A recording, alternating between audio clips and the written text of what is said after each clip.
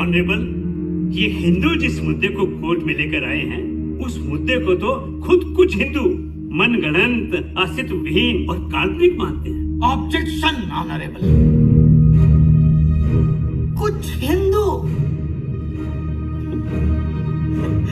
Honourable, कुछ हिंदुओं ने तो पृथ्वीराज चौहान के खिलाफ जयचंद्र बनकर मोहम्मद घोरी का भी साथ दिया था। कुछ हिंदू इस्लामिक आक्रांताओं की सेनाओं में भी भर्ती थे। और भारत सिर्फ कुछ हिंदुओं का नहीं, संपूर्ण भारत हिंदू था। और प्रभु रामचंद्र कुछ हिंदुओं की कल्पना मात्र नहीं है, संपूर्ण हिंदुओं की आस्था है। इस देश में पहले सिर्फ हिंदू था, उसकी आस्था थी, उसके इष्ट थे, संस्कार, सभ्यता और साधु में संपदा थी। फिर विदेशी लुटेरों की नजर पड़ती है और हिंदुओं की संस्कृति तक लूट ली जाती है। ऑनरेबल, सनातन और इस्लाम का कभी कोई नाता नहीं था। दोनों का परिचय युद्ध के मैदान में ही हुआ था। 1519 से 1526 तक एक उज्बेकिस्तान मंगोल आक्रांता जहीरुद्दीन मोहम्मद बाबर कुछ तुर्क और कबीलाई लुटेरों के साथ यहाँ हिंदुस्तान में आता है, लूट मचाता है और चला जाता है। 1526 में उसने हिंदुस्तान को अपना आशियाना बना दिया था। और फिर शुरू हुआ लूट का तांडव। और ये खेल आक्रांताओं की नस्ल दर नस्ल खेलती ही रही। हिंदुओं को हिंदू बनाए रखने वाला कोई नहीं था सिवाय उनकी अपनी आस्था के, शिव, राम और कृष्ण। ऑनरेबल, हिंदू अपनी आस्था को बचाने के लिए संघर्ष कर रहा है। मैं चाहूंगा कि न्यायालय हिंदुओं के संघर्ष की सीमा तय करे। और संविधान में लिखा है सब कुछ बदला जा सकता है। देश का नाम, संस्कृति, पूजा पद्धति, सब कुछ। अगर सब कुछ बदला जा सकता है तो संविधान भी बदला जा सकता है। इस हिंदुस्तान में हिंदुओं ने बहुत सहा और पीढ़ी दर पीढ़ी गुलाम रहा। हमारे बौद्ध और सिख भाइयों को हमसे अलग करके हिंदुओं की संख्या कम की गई। हिंदुओं के मुंह से श्लोक छीनकर तलवार की नोक पर उन्हें कलमे पढ़ाए गए।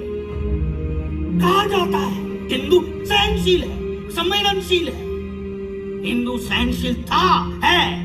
हिंदुओं को डरपोक बनाया गया है कि भले ब्रिटिशों से न डरो, लेकिन तुम्हें बाबर, औरंगजेब के दुष्कृत्यों और उनके हरकतों का सम्मान करना ही होगा।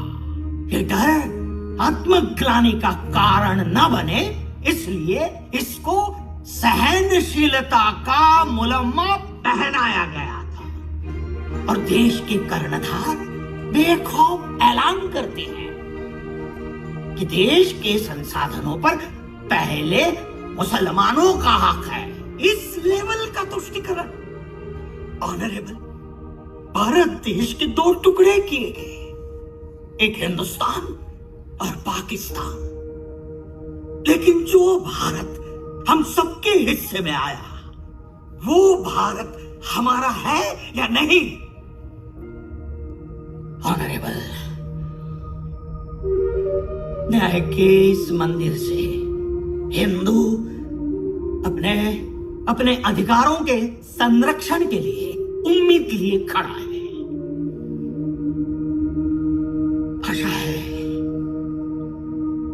अब वो सुना जाएगा।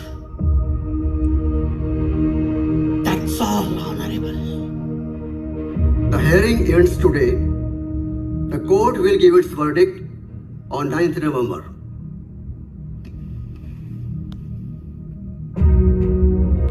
सभी धर्मों के लोगों से अपील है कि सुप्रीम कोर्ट का जो आए सबको स्वीकार करना है। कोई खुशी या मातम नहीं करेगा। अगर किसी भी इलाके में कोई बवाल हुआ तो उसकी जिम्मेदारी निश्चित की जाएगी। मैं श्री राम को नमन करता हूँ। श्री राम जो परमात्मा है, जिनकी आंखें कमल के समान है, अलसी के फूल भांति जिनकी श्याम कांति है, जिन्होंने रावण का वध किया है। अयोध्या पूरी परम पवित्र है। पापी मनुष्यों को इसकी प्राप्ति कठिन है। उस अयोध्या की यात्रा करना कौन पसंद नहीं करेगा जिसमें साक्षात भगवान श्री राम निवास करते हैं। बाबरी मस्जिद का निर्माण किसी खाली जगह पर नहीं किया गया था। जहां मस्जिद बनाई गई थी वहां जमीन के नीचे जो ढांचा मिला था वो इस्लामिक नहीं था, जिसका प्रमाण भारतीय पुरातत्व द्वारा प्रस्तुत साक्ष्य सामग्री है। मुस्लिम पक्ष अपना दावा साबित करने में नाकाम रहा। शिया वक्फ बोर्ड और निर्मोही अखाड़ा दोनों के दावों को खारिज करते हुए कोर्ट विवादित जमीन पर मंदिर निर्माण के लिए सरकार को 3 महीनों के अंदर एक ट्रस्ट बनाने का आदेश देती है और मुस्लिम पक्ष को अयोध्या में ही किसी उचित स्थान पर मस्जिद बनाने के लिए 5 एकड़ जमीन मुहैया कराने का आदेश देती है। The court is adjourned now.